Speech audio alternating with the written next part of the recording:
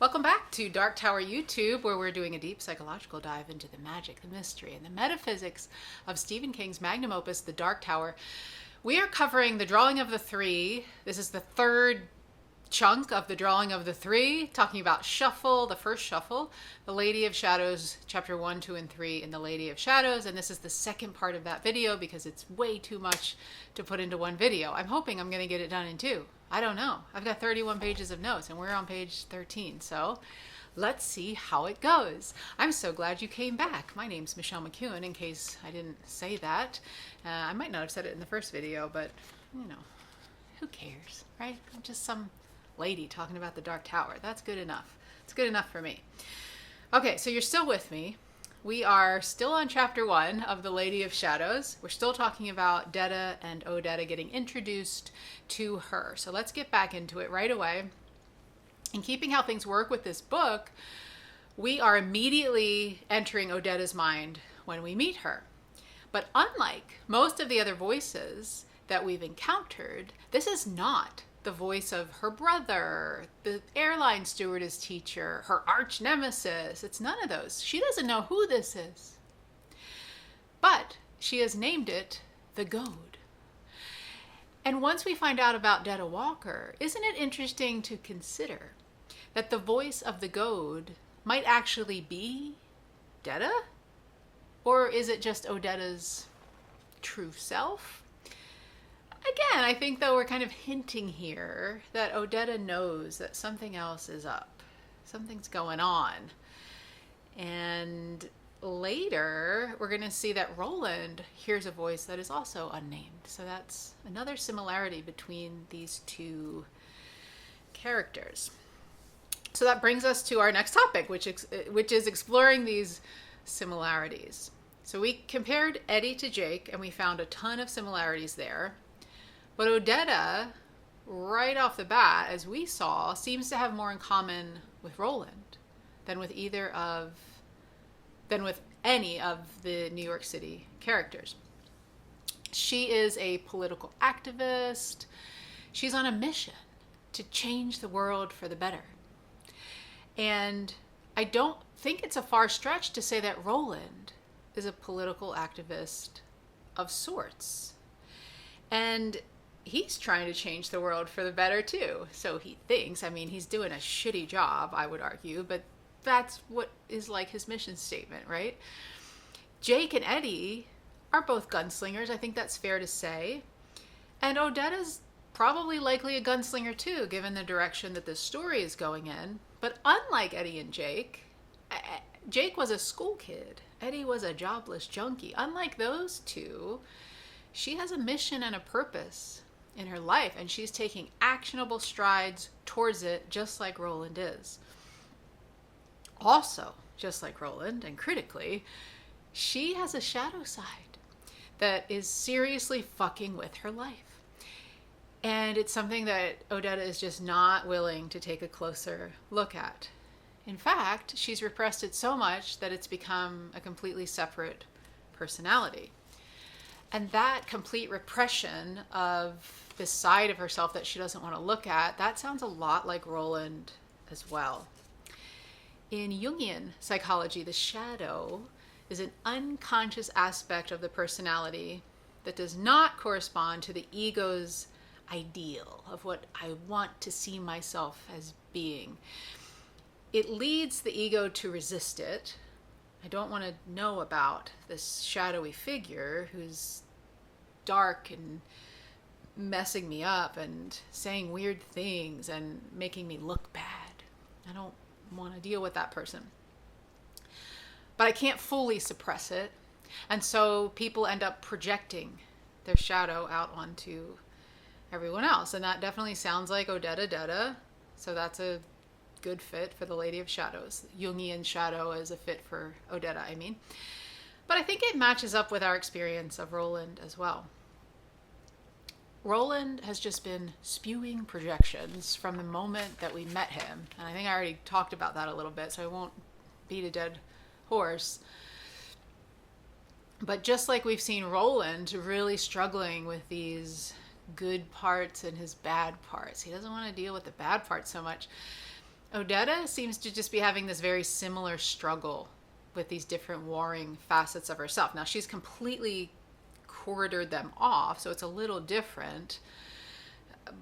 But most of the inner voices that we've heard throughout this story have not been these shadowy voices. So, I mean, the exception is with Roland, who is hearing the man in black, this shadowy figure in his mind, and that's a shadowy voice.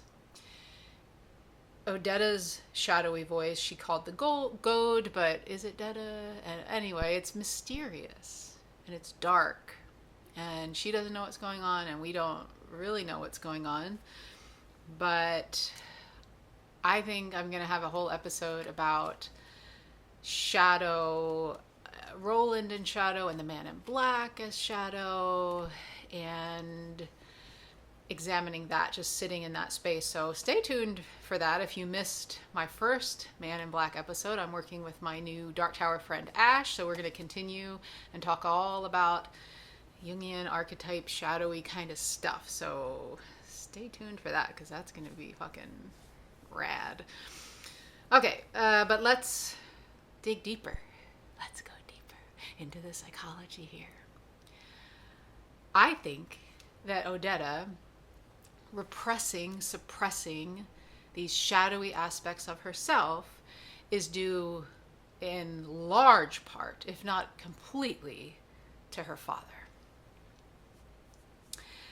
After becoming rich, Odetta's father, Daniel, entirely suppresses his memories of growing up black in the South in the early 20th century.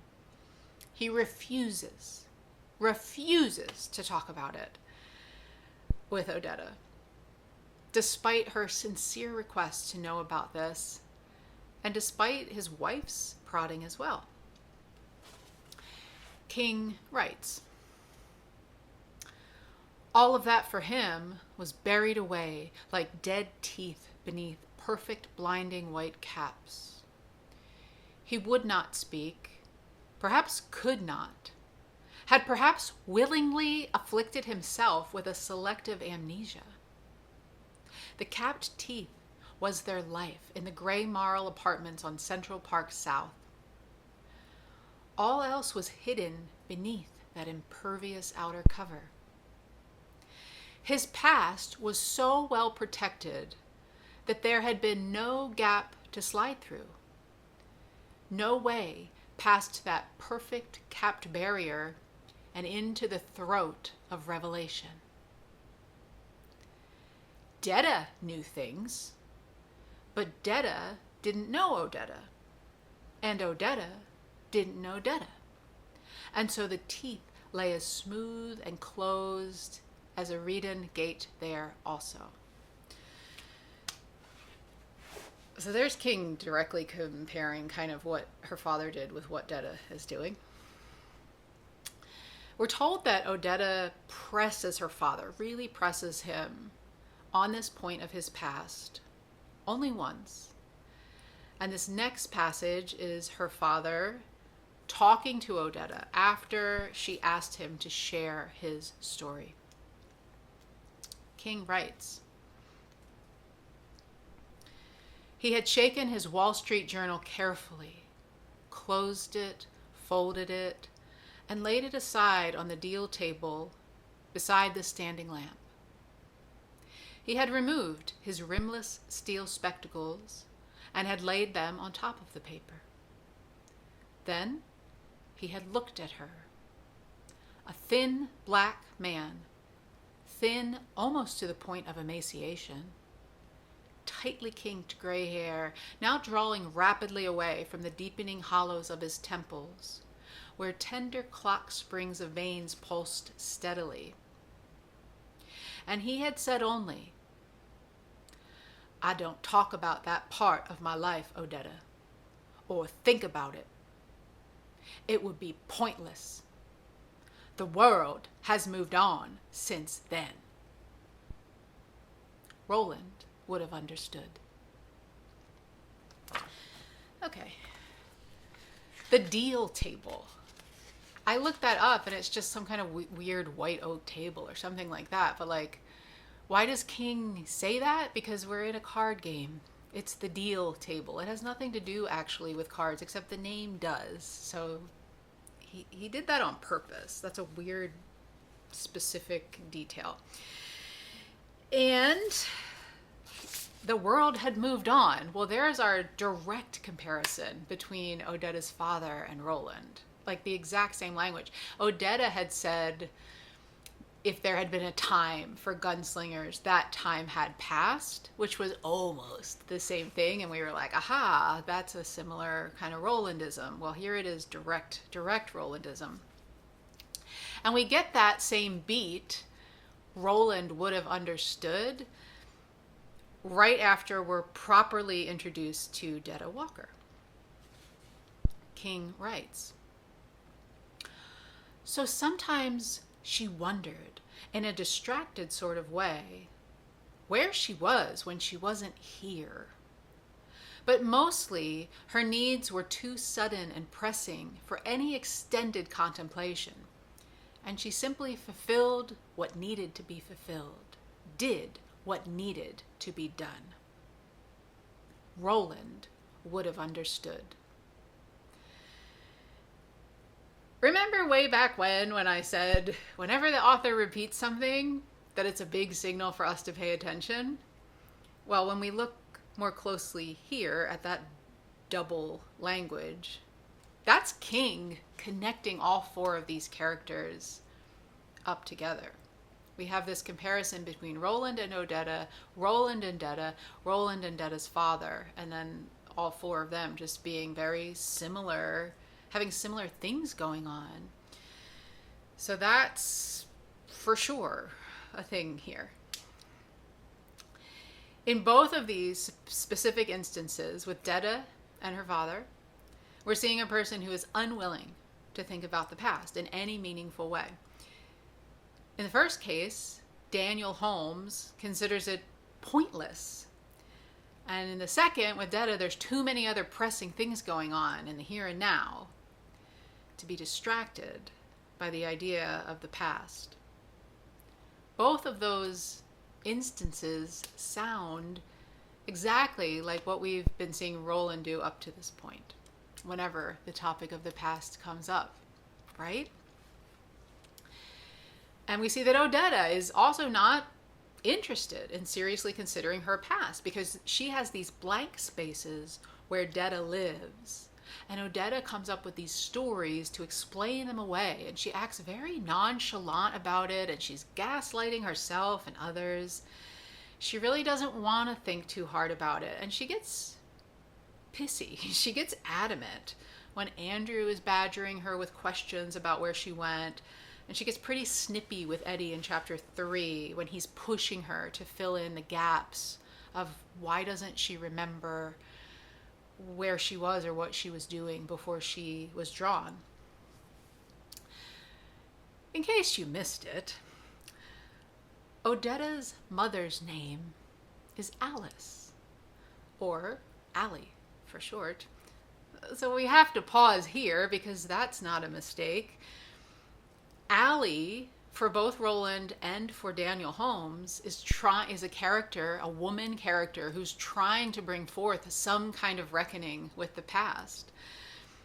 Allie asks Dan to share with Odetta, but he gets really mad at her and shuts her down, and she never mentions it again.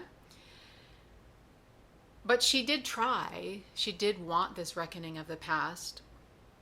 And you might remember that Allie, Roland's Allie in Tull, was asking him about his past when she found out about Susan. She's like, what's this? And he's like, nope, I don't talk about this. Leave it alone. So that's Allie the woman character trying to make these stupid men look at what they've done and how it's impacting who they're being. And there you have it. So we're going to shift gears now, and we're going to talk about how Odetta, as a civil rights activist, is part of the fight of the common people against the establishment. That's what the Civil Rights Movement was. And remember, in Gilead, the same thing-ish was happening, where the common people were kind of up in arms, and they didn't have any, but movement against the authoritarian people in charge who were ruling their life and telling them what they could do and couldn't under the rule of the gun. So it's interesting, though, because Roland is on the other side of that.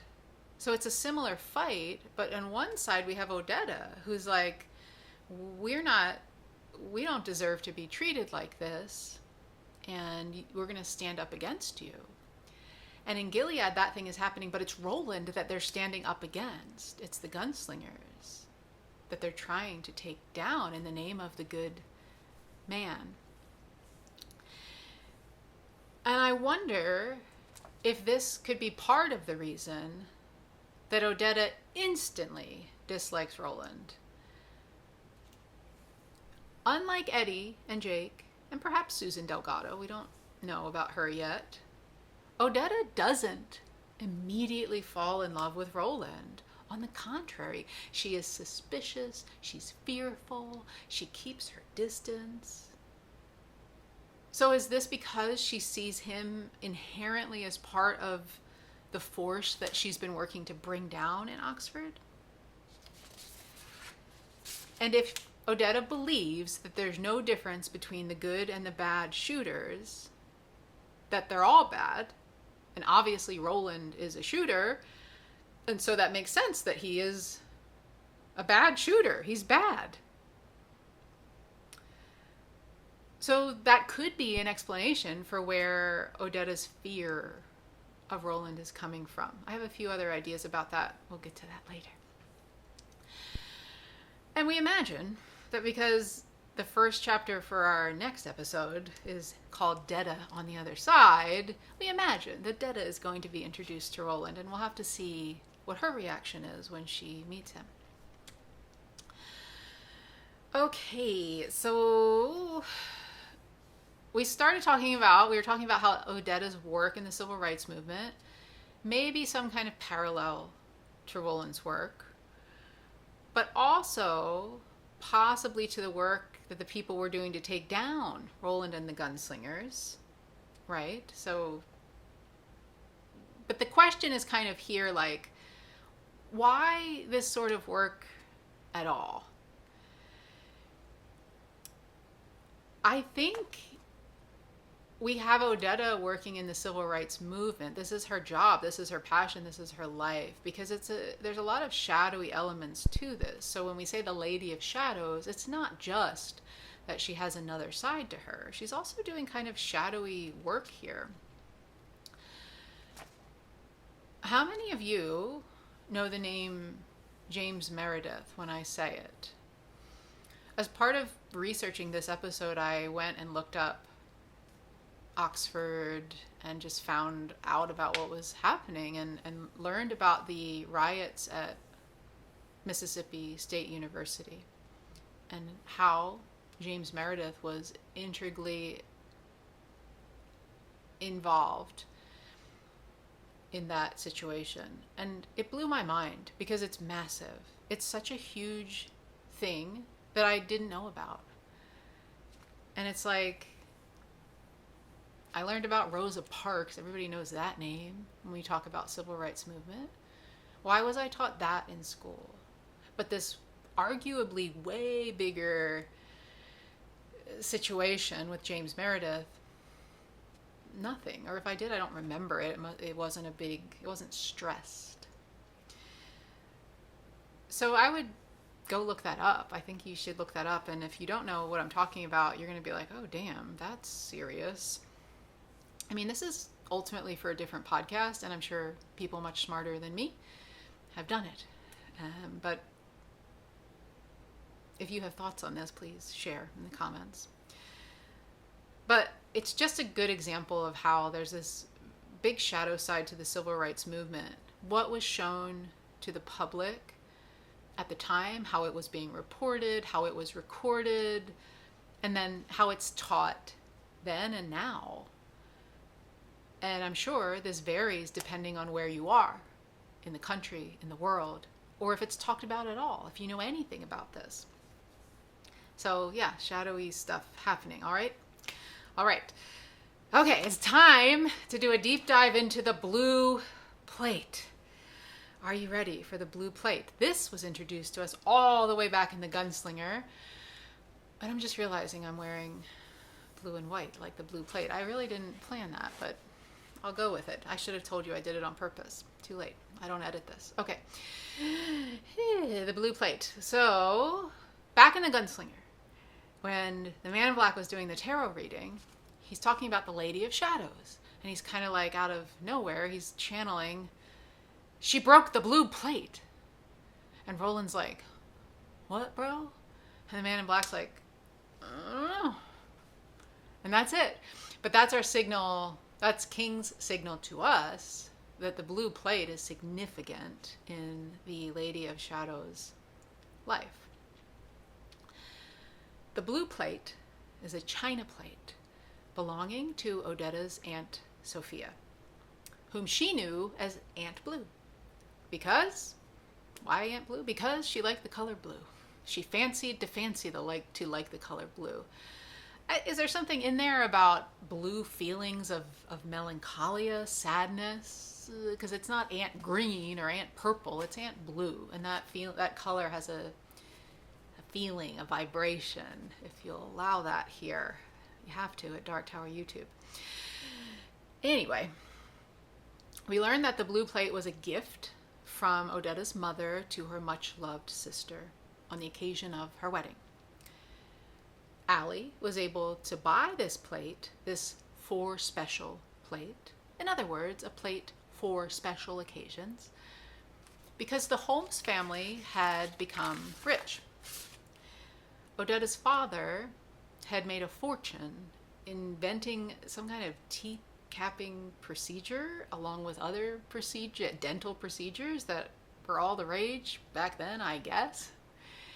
And he owns Holmes Dental Industries now, and there's like multiple locations, and they say Holmes Dental is to dentistry like Squibb is to pharmaceuticals. So we know this is a multi-millionaire is what we're talking about. Very, very rich man. It's a big deal. This is happening, and Odetta was told by her parents, if anyone asks you if you're rich, you don't say that. You say, the family is getting ahead. So we don't talk about being rich. We're getting ahead. So the Holmes are these poor black folks who become very rich, who are getting ahead. And so Allie buys her sister, Sophia, Aunt Blue, an expensive china set that includes the eponymous for special blue plate, although it's actually white with delicate blue tracework. Okay, are you ready? So for the Holmes family, for Odetta, the blue plate was a symbol of the family getting rich, getting ahead. Okay? I'm going to read about Odetta on the beach telling Eddie about the blue plate. Now this happens in chapter 3. I know we're not there yet, but I had to skip around to make my point here. So bear with me. King writes, I can see that plate as clearly as I can see you now, Eddie. My mother gave it to Aunt Blue, and she cried and cried over it. I think she'd seen a plate like that once, when she and my mother were children, only of course their parents could never have afforded such a thing. There was none of them who got anything for special as kids. After the reception, Aunt Blue and her husband left for the Great Smokies on their honeymoon. They went on the train. She looked at Eddie. In the Jim Crow car, he said. That's right, in the Crow car. In those days, that's what Negroes rode in and where they ate. That's what we're trying to change in Oxford Town. Receiving the gift of the blue plate makes Aunt Blue cry and cry because it's something she never thought that she could have as a Black person. Items and gifts for special occasions were reserved for white people, rich white people. But finally, now that Daniel Holmes has struck it rich, the Black people are going to get theirs. They're going to get to own and enjoy this for special. Or so they think.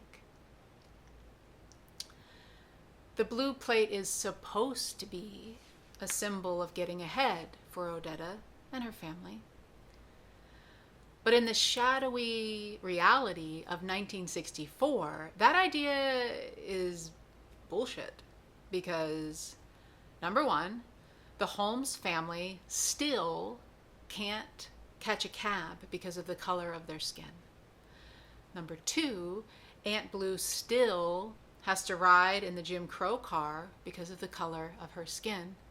And number three, cute little Odetta is still the target of a hate crime and in a coma for some time because of the color of her skin.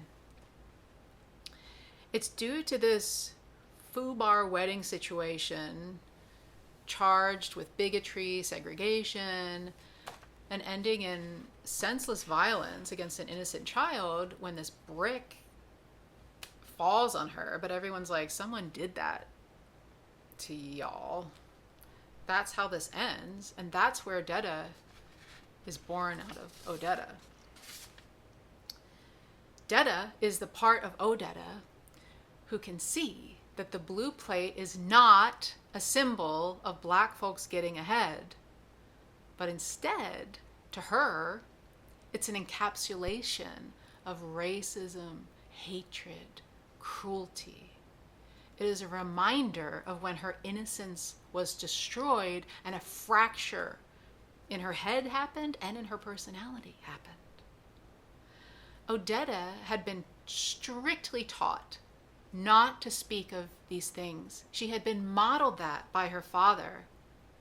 And, well, she's remembering the face of her father, isn't she? But it's this repression that forces Detta into existence. Detta's first memory is of stealing the blue plate from her aunt. This is her shoplifting origin story, if you will. Stealing this symbol of supposed equality and getting ahead. And she brings it to the worst place on earth that she knows of. She calls this place the drawers, which maybe makes you think about the drawing, the drawers, a little differently, doesn't it? But it's here in the drawers that she breaks the blue plate. Several times on this show, we've talked about the physical manifestations of Roland's psychological states. And I think this is where we get the Odetta Detta equivalent of that. Her psyche is fractured due to the racial shitstorm around that wedding. And breaking the blue plate is the physical manifestation of that psychological fracturing. I also believe that breaking the blue plate is Detta looking at the reality of the world around her honestly and shattering the illusion of equality that no one else around her seems to be able to do. And while she breaks it, she masturbates, creating feelings of pleasure and power in breaking apart the illusion of her world.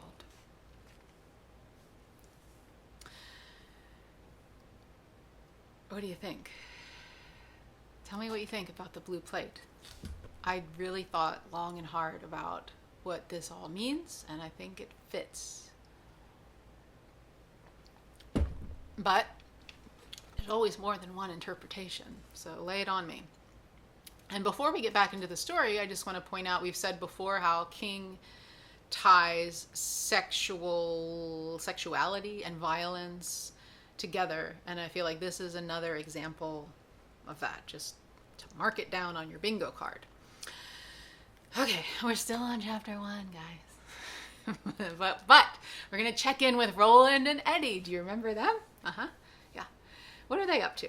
We left them standing in front of the lady's door. That's the last time we saw them. So Roland opens the door, obviously, and because this is not his first rodeo of magical doors, he's not surprised to be looking through the lady's eyes. Eddie is thunderstruck, though. He's never seen this before. And he compares this view to a point of view cinema shot, a steady cam shot, like Star Wars or Halloween or The Shining, The Shining, that Stanley Kubrick adaptation of the Stephen King novel. You know that one? That one. Mm-hmm. We had that little glimpse earlier of King kind of coming out of his third person point of view to speak directly to us. And here he's referencing himself in the story. So we're noticing that. Did you notice that? Were you like, The Shining? What? Huh? And we're marking it, and we're keeping our eyes peeled because now we've seen this a few times, and this is a little different emergence of King within his own story. Eddie wants to go through the door so that he can get high.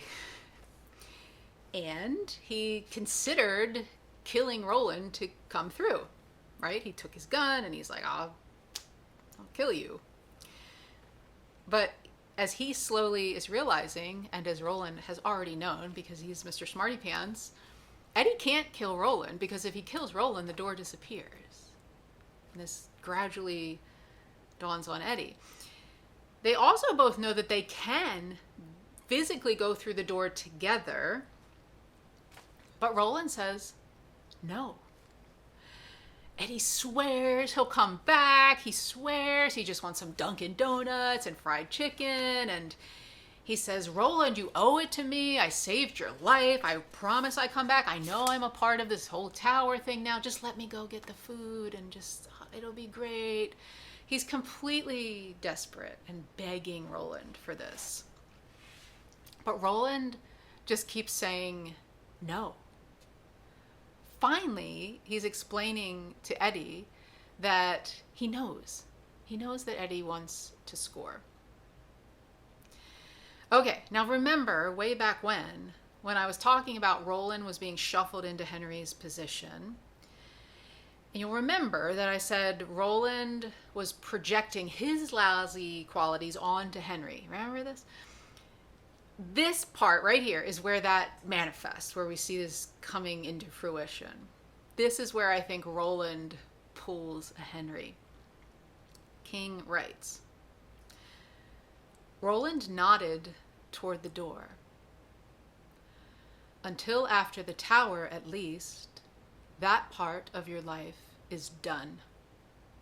After that, I don't care. After that, you're free to go to hell in your own way. Until then, I need you. Oh, you fucking shit-ass liar, Eddie said softly. There was no audible emotion in his voice, but the gunslinger saw the glisten of tears in his eyes. Roland said nothing. You know there ain't gonna be no after. Not for me, not for her, or whoever the Christ this third guy is. Probably not for you, either. You look as fucking wasted as Henry did at his worst. If we don't die on the way to your tower, we'll sure as shit die when we get there. So why are you lying to me? The gunslinger felt a dull species of shame, but only repeated, at least for now, that part of your life is done. There's some more dialogue that I'm going to skip reading where Eddie is telling Roland, well, if he doesn't let Eddie come, Eddie's going to use Roland's knife to kill Roland once his body's lifeless in a heap, and then maybe kill himself because he's not having a good time. And to this, Roland replies, King writes, there are great wonders ahead, Roland said. Great adventures. More than that, there is a quest to course upon and a chance to redeem your honor. There's something else too. You could be a gunslinger. I needn't be the last after all. It's in you, Eddie. I see it. I feel it. Eddie's response to this is to rightly point out how far gunslinging got his brother Henry and how far it got all of Roland's dead friends. Okay, but remember, this is about Roland's assessment of Henry and projecting himself into those shoes. Okay, here we go. So Roland thought that Henry, number one, used trust in a manipulative way. Here, Roland tells a straight up lie about how there will be an after the tower for Eddie, abusing Eddie's trust. We know this is a lie. Roland was telling himself that lie, and the man in black voice was like, you know there is no after. You know that. So this is a straight up falsehood. And total abuse of Eddie's trust. Number two, Roland said that men like Henry change trust into need. And in this exchange, Roland makes Eddie feel like he needs the tower. He needs this quest in order to redeem his honor. And the third thing that Roland surmised about people like Henry was that they change need into a drug and then push it. And Roland has 100% turned the tower into a drug and is pushing it on Eddie here for his own selfish purposes. Incidentally, if you happen to read the table of contents, and I suggest that you do, just to look at how beautifully structured this story is, you'll notice that section 3 is called The Pusher. So perhaps there's a theme here, and we're paying attention whenever we see that word used. In any event, that's Roland pulling a Henry. I think it's a pretty good fit. I think Roland, this is the part of Roland we don't love so much. And he refuses to give much attention at all. He's not really paying attention to Eddie's Mexican standoff. He's watching what Deda's doing through the door, and he's like, I don't know if he's going to kill me, but I got to do this. So that's the Deda Walker of it all. I'm not really concerned about what's going on over here, your emotions. Like, I have a job to do right now, and I'm going to do it. So that's a pretty big fit as well. Roland goes through the door, and he leaves his lifeless body at the door frame, even as Eddie is screaming about he's going to murder Roland and cut his throat. And that is how we finally end chapter 1. Finally, okay? And it's much in the way that we left the end of Shuffle, with our two pals not being so pally anymore.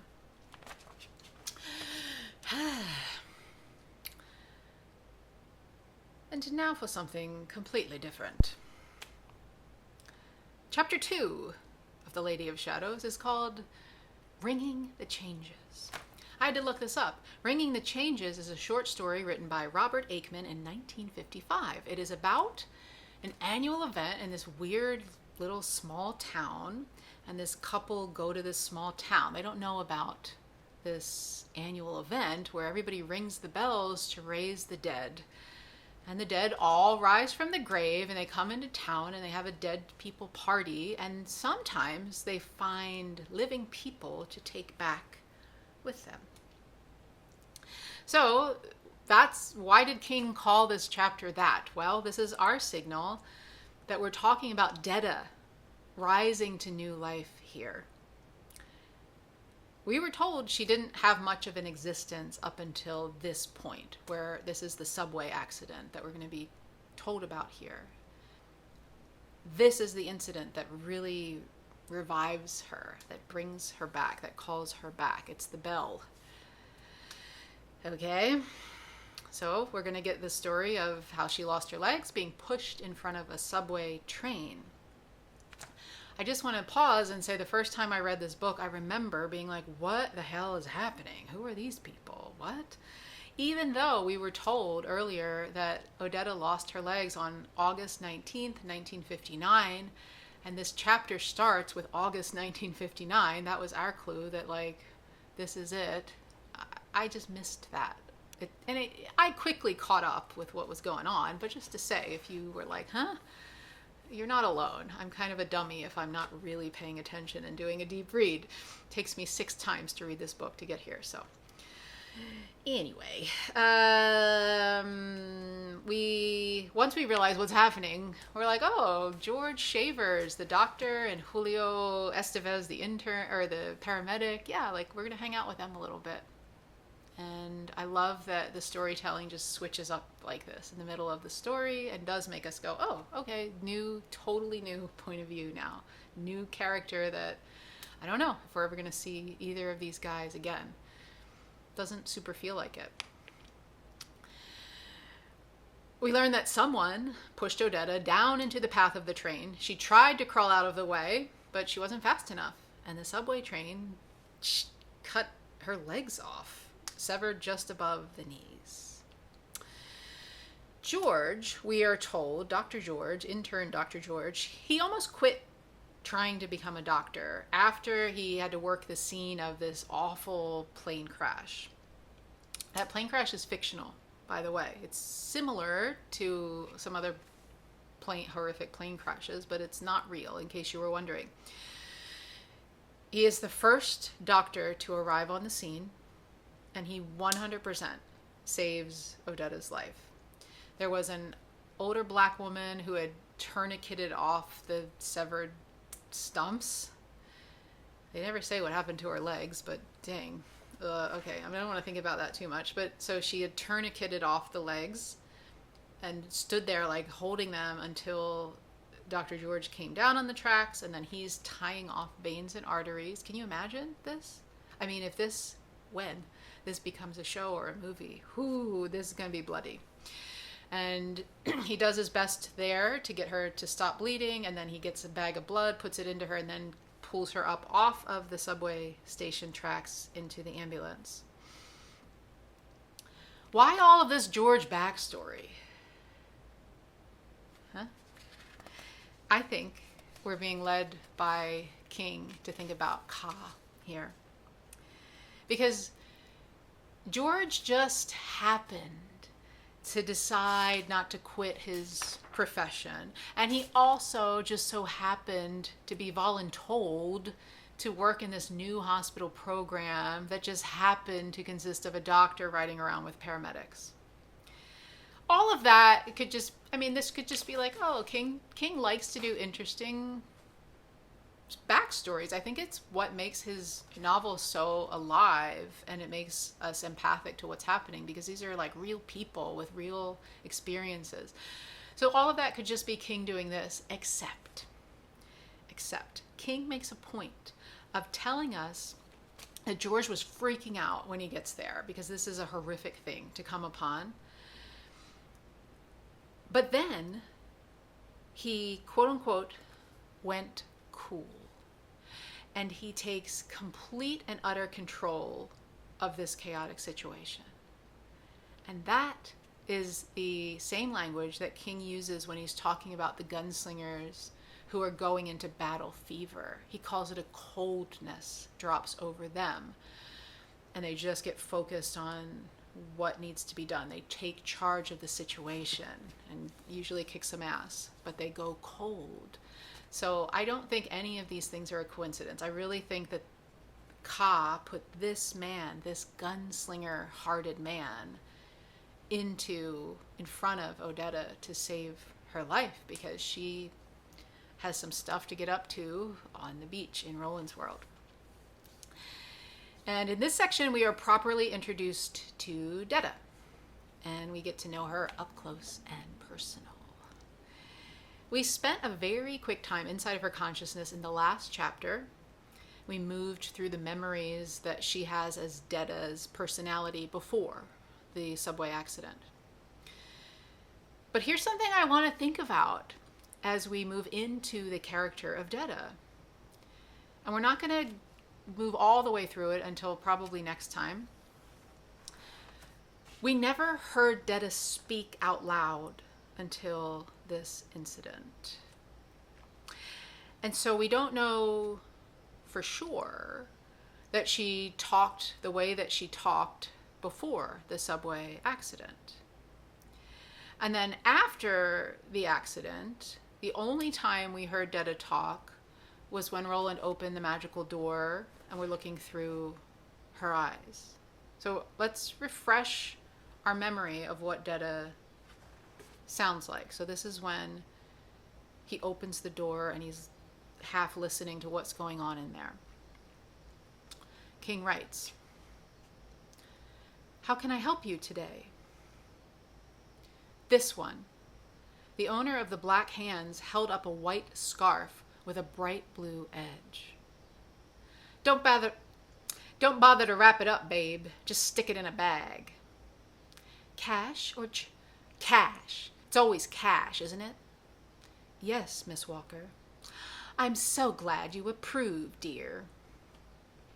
This is not nice, but it's very different than how we hear her talking to George as Detta in the ambulance. We're going to be seeing more of Detta in this book. I don't think that's a spoiler at this point, so we're just going to really pay attention to how Detta talks. And we're going to go back and look more closely at Detta's own recollection of Detta to do that. There are only 3, surprise, surprise, there are 3 core memories belonging to Detta after the brick and before she lost her legs.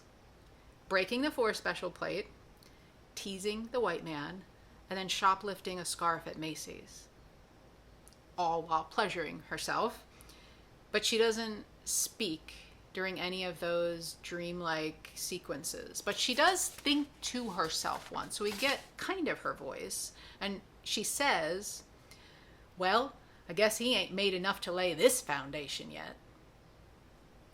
And this is also, it's not a nice thing to say in the context of what's going on, but it's nowhere near the extreme speech that we hear her using with George in the ambulance. And I think it's because the subway accident not only severs Odetta's legs, but also severs Detta from Odetta, allowing her to have her own life, bringing her to life, bringing her back from the dead. I think when this split happens, coming out of yet another act of racial hatred towards Odetta, it intensifies, it amplifies the entire idea of Detta, why she exists in the first place, which we already talked about. Her appearance, her mindset, her voice, and her speech itself all get turned up to 11. Detta was something of a ghost, but now she is here, and she would like to take over Odetta completely, take Odetta back with her into the land of the dead, if you will, ringing in the changes. But Michelle, you're saying, Detta in the department store was after the subway accident, where we heard her speaking so extremely, so what's up with that? I have some theories about the differences and about how her audience and circumstances change the way that she presents herself. But we're going to leave that until we get to Detta on the other side. Remind me, and we'll come back to this, hopefully for obvious reasons, but also because this episode is already way too long. So you're just going to have to wait and see. But I'm bringing all of this Detta Walker talk up now for a reason. Because here, right here and now, is where I get on record that Detta Walker talking is not how Stephen King thinks Black people talk, okay? When I hear people out in internet world saying stuff like this, I want to smack them across the face, Batman style. They're just so wrong. King makes a point of having George and Eddie later and a nameless witness to the subway accident point out how extreme and exaggerated Deda's manner of speaking is. They say it's like a cartoon character. It's insane. It's this enhanced stereotype of what somebody might think a black person talks like. I think Stephen King making a point to say this to the reader several times, not just once, several times there, plus the core ideas of this character that I just talked about. I think all of that, can we just put this idea to rest? That Stephen King is a racist and this is how he thinks black people talk. You didn't pay attention. You didn't read it. So just stop, okay? Thank you. Nobody listening to my show is thinking that. I know. We're doing a deep dive here, so we get it. Y'all are smart. Like me. Okay. Back to ringing in the changes. George witnesses the birth of Deda, the regeneration, the revival of Deda in the ambulance. And King takes pains to show us during this chapter that this really is two different people, two different women existing in one body, as much as something like that is possible. George sees them switching back and forth. At first, he's talking to the calm damsel in distress, Odetta. What has happened to me? And then Odetta goes away and Deda appears. Fucker caught off my legs. I felt him go. This the ambulance?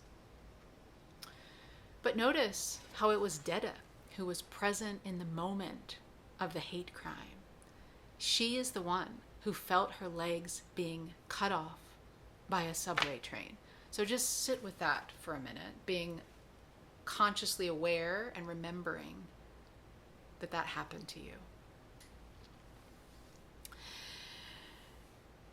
Deda, who had only been present a couple of times, came forward as Odetta was pushed onto the track. So the moment the hate crime started, Deda comes forward as the one who is going to experience the actual horror of this crime.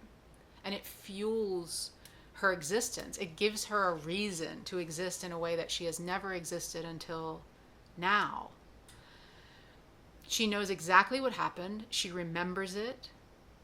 And she seems pretty sure that it was a white man who did the pushing.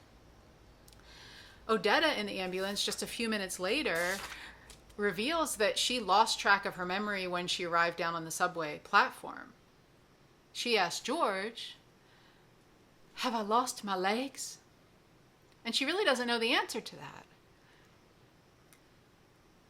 When Deda wakes up again, she's clawing viciously out at the white men around her, already trying to enact her revenge, to get her vengeance, potentially to kill them, is what they're thinking.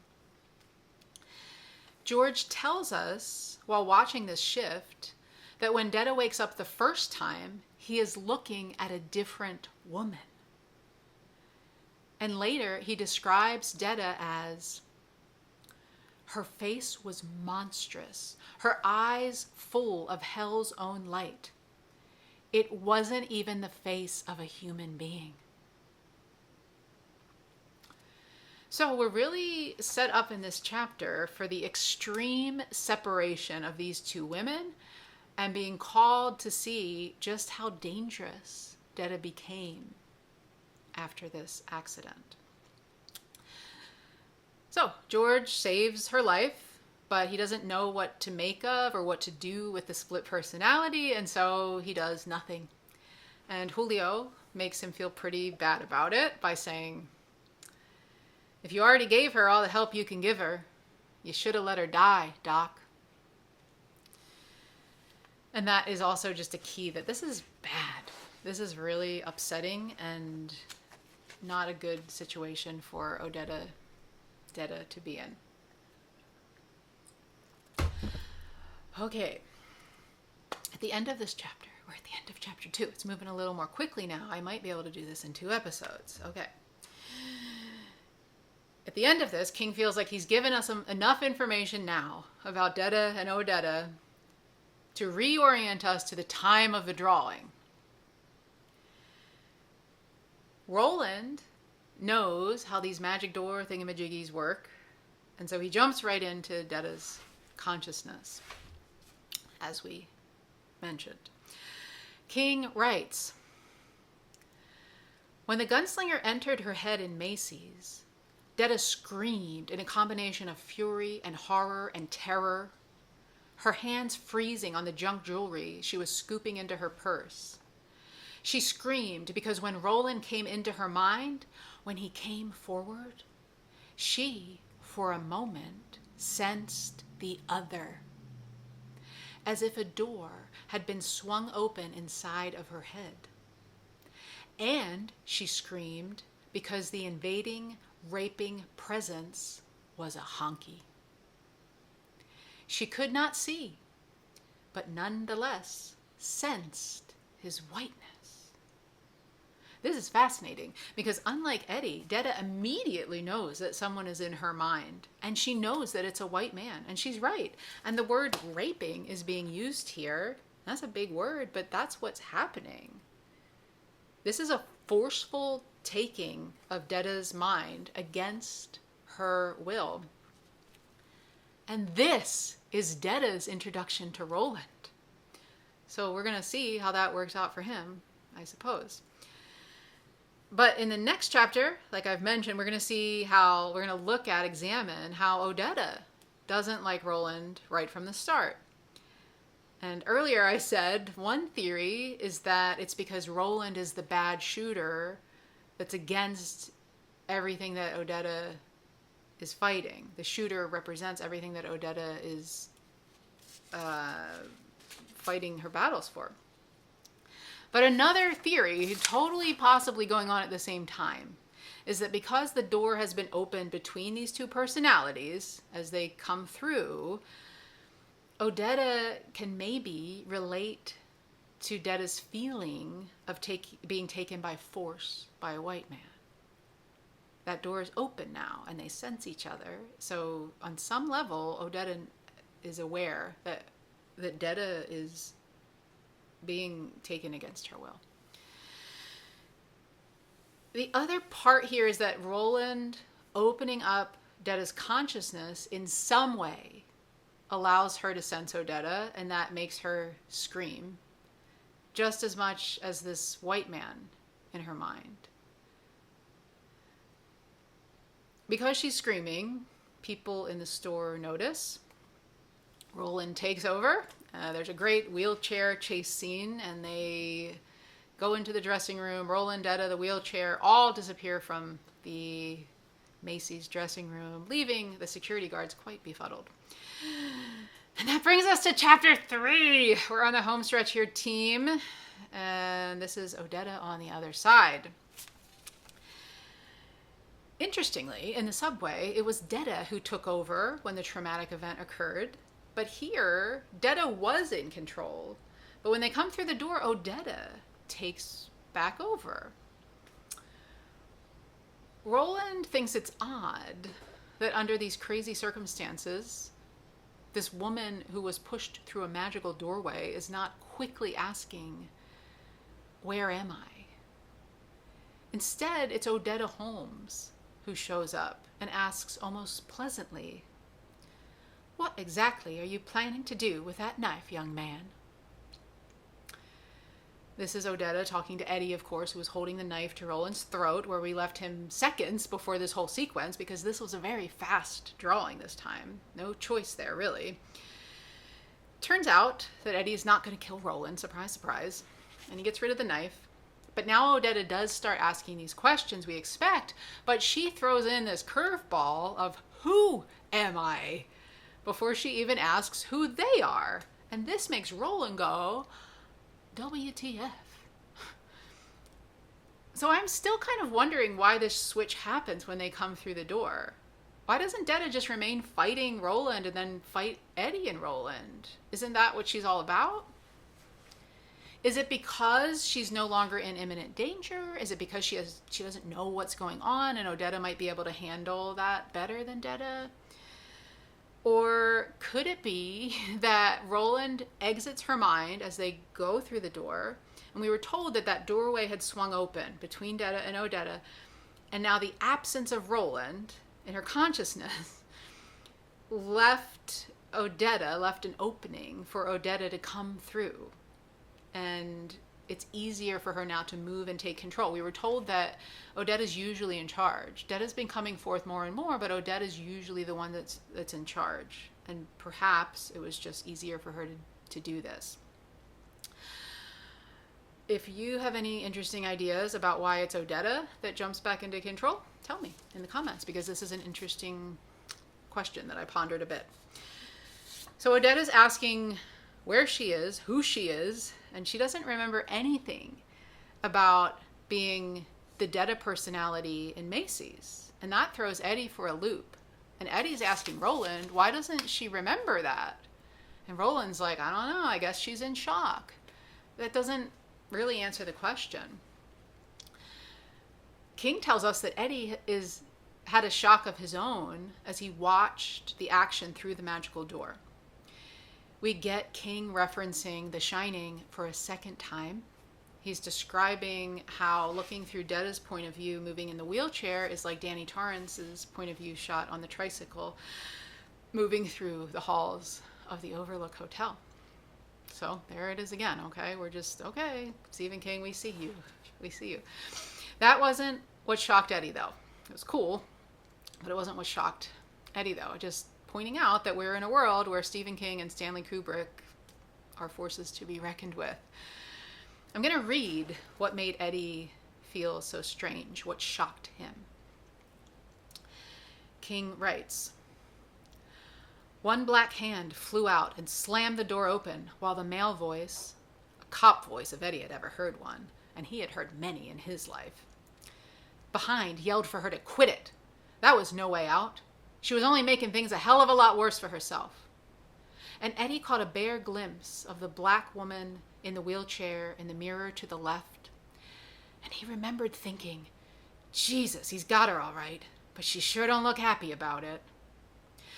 Then the view pivoted, and Eddie was looking at himself. The view rushed toward the viewer, and he wanted to put up the hand holding the knife to shield his eyes, because all at once the sensation of looking through two sets of eyes was too much, too crazy. It was going to drive him crazy if he didn't shut it out. But it all happened too fast for him to have time. The wheelchair came through the door. It was a tight fit.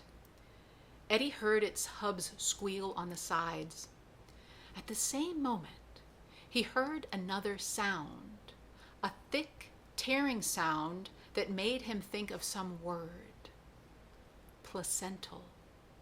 That he couldn't quite think of because he didn't know he knew it. Then the woman was rolling toward him on the hard-packed sand, and she no longer looked mad as hell. Hardly looked like the woman Eddie had glimpsed in the mirror at all, for that matter. But he supposed that wasn't surprising when you all at once went from a changing room at Macy's to the seashore of a god-forsaken world where some of the lobsters were as big as collie dogs. It left you feeling a little winded. That was a subject on which Eddie Dean felt he could give personal testimony. I think this moment where Eddie is looking through Detta's eyes into the mirror, looking back into himself, is probably the moment where that door inside of Detta's head opens up and she sees Odetta. We got to talk about this placental tearing sound. This was not something that happened during Eddie's drawing. That means this is specific to what's going on with Detta and Odetta. And it's not just any tearing sound, it's placental. So Stephen King is relating this to the idea of birth. And so my theory is that it's the birth of their awareness of each other in this moment. King made it a point to tell us that Detta became aware of Odetta in the moment before that sound occurred, And something about that opening, I think, allowing Odetta to take charge again. But something has been changed forever between these two ladies. How they sense each other, how they're able to navigate this metaphysical space of the shared consciousnesses. King shifts over to Roland's experience of the drawing, and we're told that he's trying to grapple with what he had sensed in the lady's mind. King writes, and there had been something else, something he believed was vitally important, but he either could not understand it or remember it.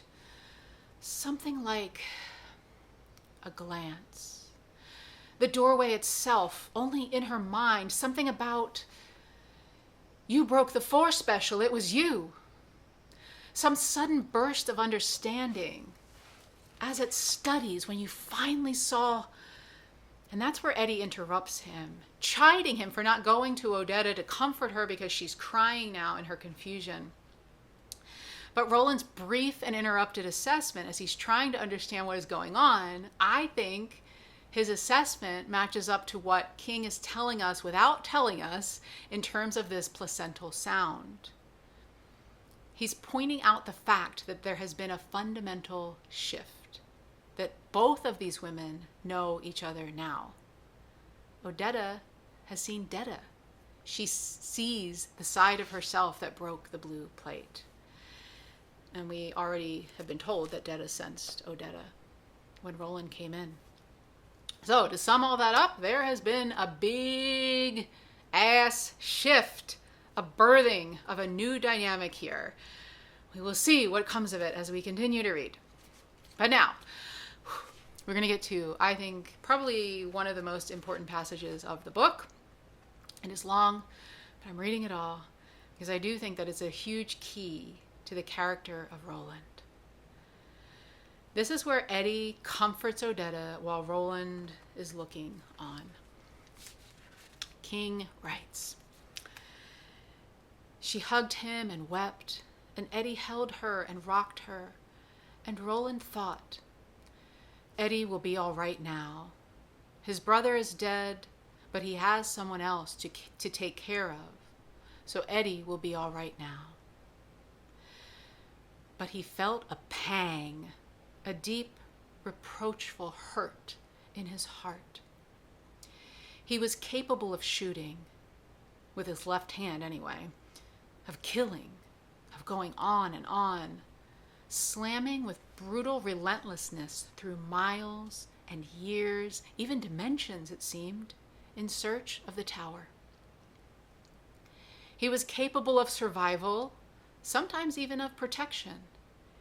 He had saved Jake from a slow death at the way station and from sexual consumption by the Oracle. But in the end, he had let Jake die. Nor had this been by accident. He had committed a conscious act of damnation. He watched the two of them, watched Eddie hug her, assure her it was going to be all right. He could not have done that.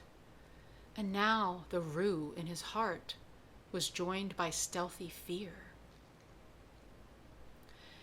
If you have given up your heart for the tower, Roland, you have already lost. A heartless creature is a loveless creature, and a loveless creature is a beast. To be a beast is perhaps bearable, although the man who has become one will surely pay hell's own price in the end. But what if you should gain your object? What if you should, heartless, actually storm the dark tower and win it? If there is naught but darkness in your heart, what could you do except degenerate from beast to monster? To gain one's object as a beast would only be bitterly comic, like giving a magnifying glass to an elephant. But to gain one's object as a monster, to pay hell is one thing, but do you want to own it? He thought of Allie and of the girl who had once waited for him at the window. Thought of the tears he had shed over Cuthbert's lifeless corpse. Oh, then he had loved. Yes, then. I do want to love, he cried. But although Eddie was also crying a little now with the woman in the wheelchair, the gunslinger's eyes remained as dry as the desert he had crossed to reach this sunless sea. Oh my gosh. Okay, you okay? All right, I'm tearing up a little bit. I'm not going to do it because I only have, we're at a minute and 10. We're at an hour and 10, Michelle. Okay, we're getting there. A few more pages, guys. This is good, right? First, I want to pull out of this is just to acknowledge the gorgeousness of the writing here. It is so sad and romantic and yearning and heartbreaking and intense and beautiful. Bravo, Stephen King. Second, I want to talk about who we're hearing inside of Roland's head. I talked about how Detta gets this voice that's unidentified. She gave it a name, but we don't know who that is. We think maybe it's her real self talking there. It's kind of Detta-ish, but not fully. Here is the same thing. There's no identification to this voice. We've heard Roland talking about Court and the man in black and these other voices in his head, but nobody's identified here, and that's notable. I think this is Roland's soul voice speaking up. For the first time in a minute here, Roland is being very honest with himself. Probably since Jake died.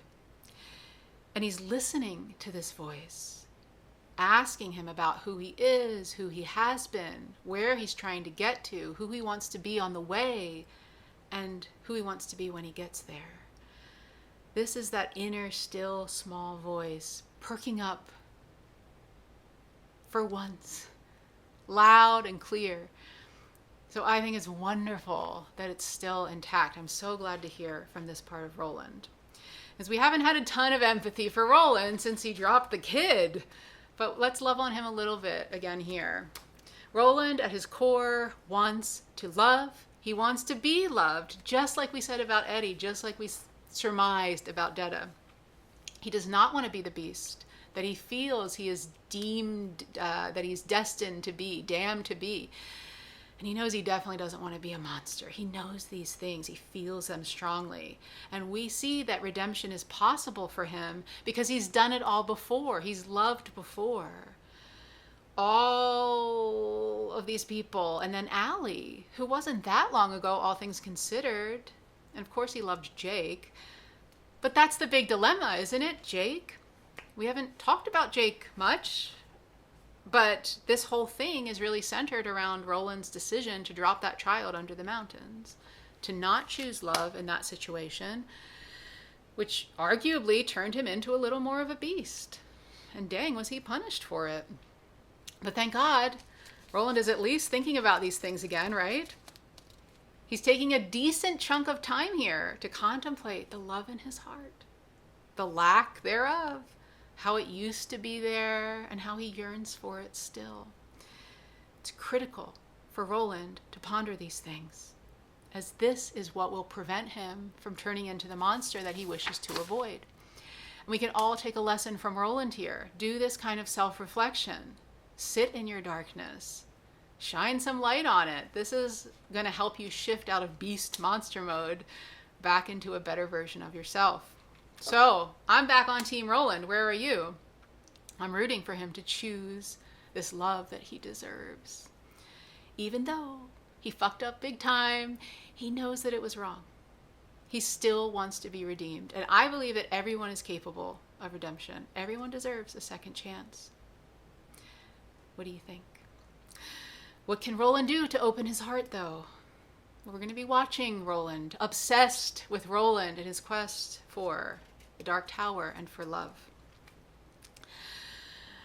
Roland leaves Eddie and Odetta. He goes off to fill the water bags, and Eddie is touched because Roland, it wasn't his turn, and he's letting Eddie kind of be with Odetta and let them spend some time together. And it's this nice thing, and we're kind of touched too. And Eddie's like, I don't want to be touched by anything that guy does, but he is just in spite of himself. And this is Eddie falling in love with Odetta. I'm not going to read it because we're just so, you remember, he's like 5 minutes after meeting this woman, he's like, I'm falling in love with her. And this is not too much of a surprise. We know that this is a character trait of Eddie's. He falls in love quickly. He needs people to need him, as he's readily admitted. And so we weren't surprised, but we were still kind of like, damn, Eddie, you've known her for 5 minutes, literally, and you're falling in love? Okay, I guess so.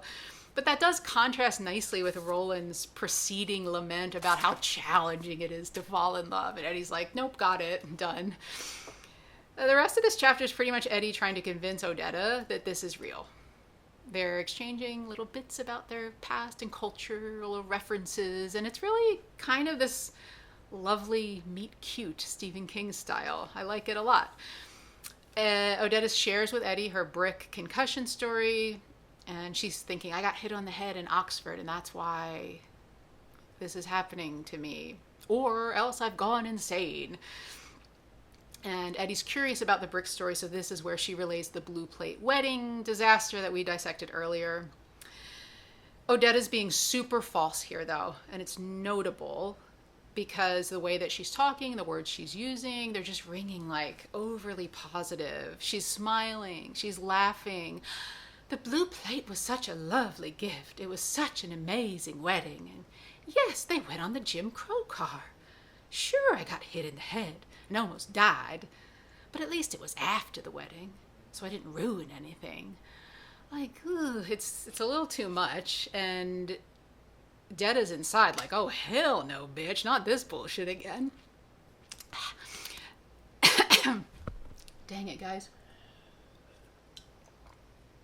Okay, Detta's listening to this, and we acknowledge that she comes forward when Odetta is lying to other people, lying to herself. So Odetta's like, here comes the headache. And we recognize this now. So there's this wonderful dramatic irony where we're like, uh-oh.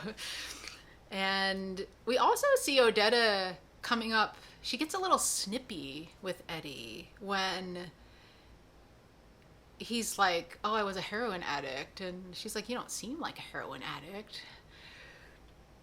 And he's like, why? Too clean cut? She's like, no, because you're so white. And then she's like, oh, I'm sorry. That's very unlike me.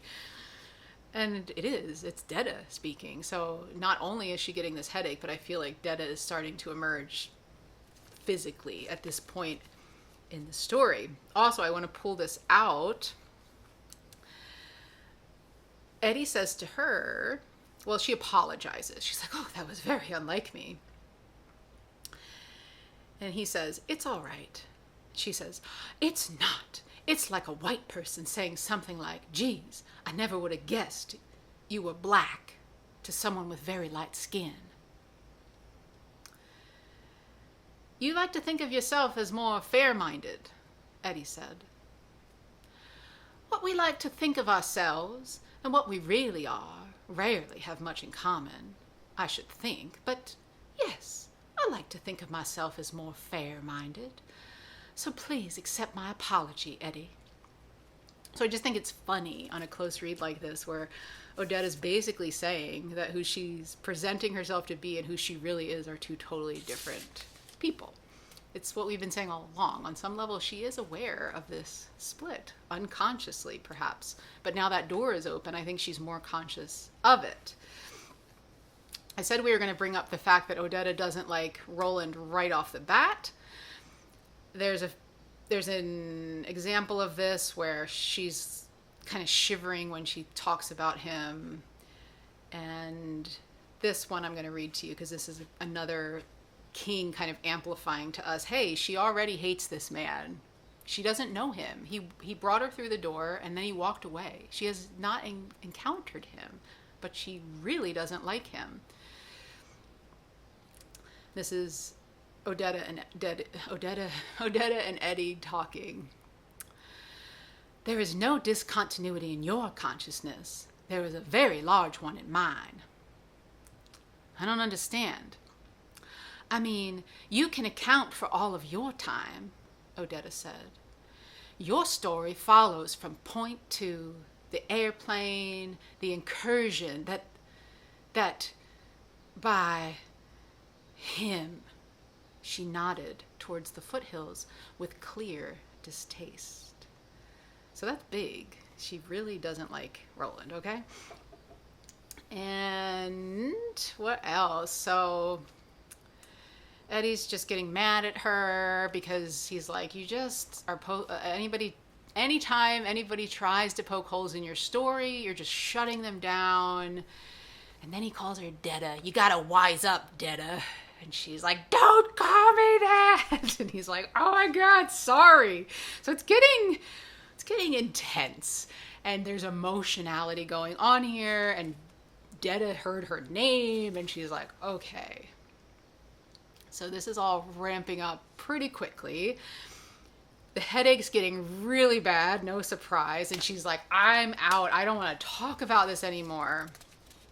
It's around this time that Roland gets back with the water, and he tells Eddie that he's getting sick again.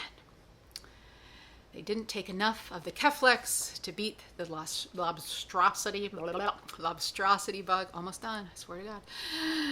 And they need more antibiotics. So this chapter wraps up with Eddie and Roland comparing notes on Odetta. Sick Roland now. Eddie tells Roland what he's learned about her. And somehow Roland knows Odetta is not in the Roland fan club. He also knows how dangerous Detta is. And he's going to try and warn Eddie. King writes, listen, the gunslinger said, and listen carefully. Our lives may depend on it. Mine because I'm getting sick again, and yours because you have fallen in love with her. Eddie said nothing. She is two women in the same body. She was one woman when I entered her and another when I returned here. Now Eddie could say nothing. There was something else, something strange, but either I didn't understand it or I did and it slipped away. It seemed important. Roland looked past Eddie, looked to the beached wheelchair, standing alone at the end of the short track from nowhere. Then he looked back at Eddie. I understand very little of this, or how such a thing can be, but you must be on your guard. Do you understand that? Yes. Eddie's lungs felt as if they had very little wind in them. He understood, or had at least a moviegoer's understanding of the sort of thing the gunslinger was speaking of, but he didn't have the breath to explain it. Not yet. He felt as if Roland had kicked all of his breath out of him. Good. Because the woman I entered on the other side of the door was as deadly as those lobster things that come out at night. That ends chapter 3 in this segment. Before we end the show, though, and yes, this is the end of the show, thank the man Jesus, I want to pull out how intuitive Roland is being here. He knows that Odetta really dislikes him, and I skipped that part, but he does say that in this chapter, even though they've not interacted. He knows that. He says, she doesn't like me much, does she? He also knows that Eddie's in love with her after spending 0 time with them. So that's pretty notable. And we have learned in the past that Roland's intuition, his instinct, is the thing that really helps him out when he listens to it. And he is listening to it here. So we're hopeful about that. We wonder if Eddie fully grasps the nightmare of Detta Walker and what is going to happen with Detta on the other side, which is where we will pick up the next time. Thank you. Are you still here? Are you still listening? Thank you so much for listening. Thank you for being here with me. I want to hear your comments. Please tell me what you thought of all of this. It's amazing. Isn't this amazing to talk about and think about? Tell me what you thought. Thank you for liking. Thank you for sharing. Thank you for subscribing. Thank you so much. My door is open. My inner door is open to y'all coming on this show. If you would like, if you have some big thoughts or theories or ideas about the tower, please drop me a line at RealityRemixRadio@gmail.com, or just comment, whatever. We know how to contact each other in 2025, not too hard. And we will be back. I don't remember the chapters. Look in the notes under the video. Until we meet again, my beloved Dark Tower freaks, may you have long days and pleasant nights.